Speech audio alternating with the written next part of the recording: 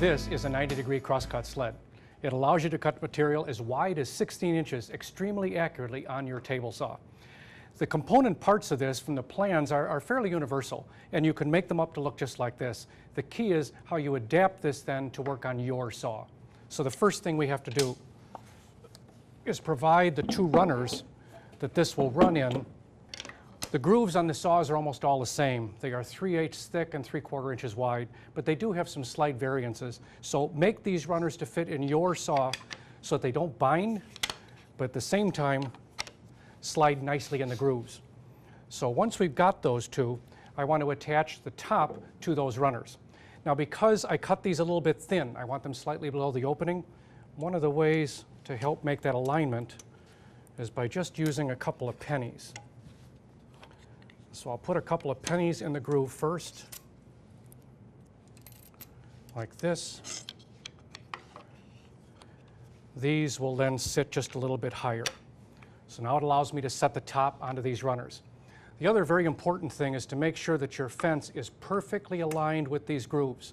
You don't want any variances here because this is how we're actually going to set this sled, and that's what's going to maintain its accuracy. I'm going to put a couple of pieces of double stick tape on here, set the top on those runners, which will help affix it, and then I'll mount them permanently with a couple of screws.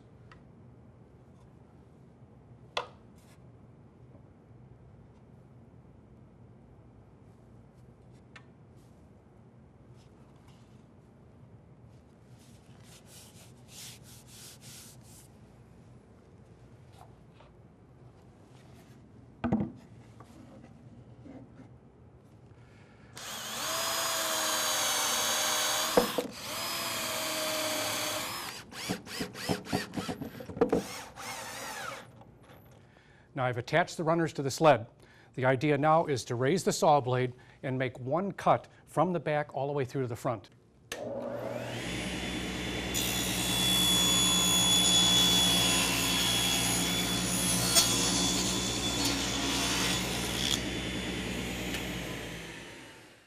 Now that I've got that saw line through the base of this jig, I'm going to measure 4 inches over from the end of that kerf and put a small mark at the bottom of this jig, and then extend that line up the back side.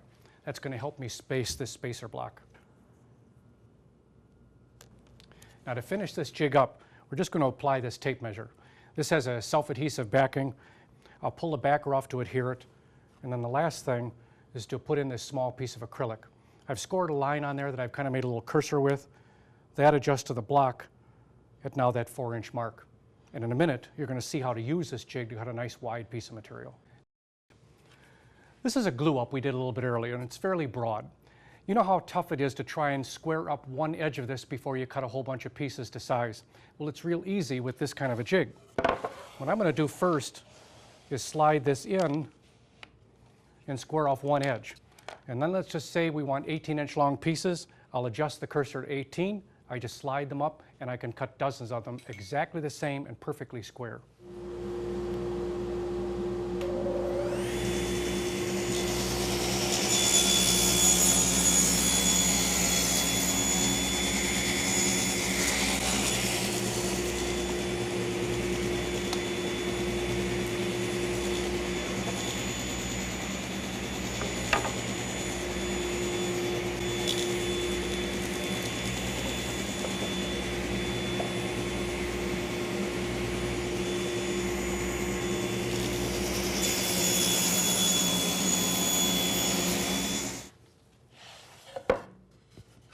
Now here is a board with nice, perfect 90-degree corners.